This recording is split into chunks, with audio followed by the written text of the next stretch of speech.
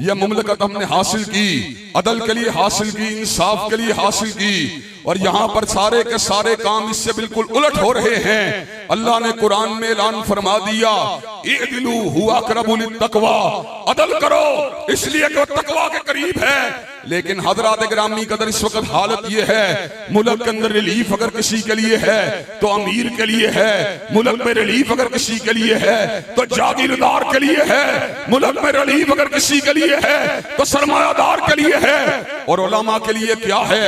हाथों में हथकड़ी है, पैरों में भेड़ियां हैं, झूठे इल्जामात हैं, जेल की काल कोठरियां हैं।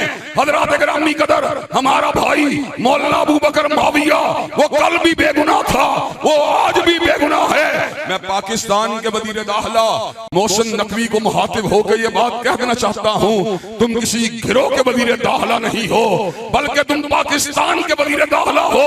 अगर तुम में इंसानियत है, अगर तुम में अदालत है, तुम में इंसाफ है, तो जिन पुलिस वालों ने अपनी कस्टडी में रखकर मौलाना अबू बकर माविया के ऊपर बदकिरदारी का इल्जाम लगाया है, ऐसे लोगों को तहत-ए-दार पे लटका देना चाहिए। हज़रात गिरामी कदर क्या ये काम होना चाहिए कि नहीं होना चाहिए?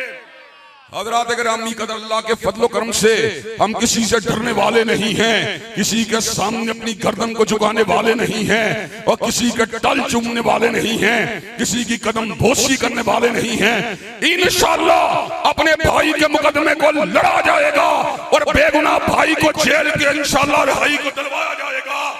और वो औरतें जो पर्देदारी की दुश्मन हैं, वो औरतें जो निकाह की दुश्मन हैं, वो औरतें जो हम जिनसियत की हामी हैं, वो औरतें जो बदकिरदारी की हामी हैं, उनकी बकवासियात को जूते के तलवे पे उड़ा दिया जाएगा और मुल्क में शर्म और हया के परचम को लहरा दिया जाएगा।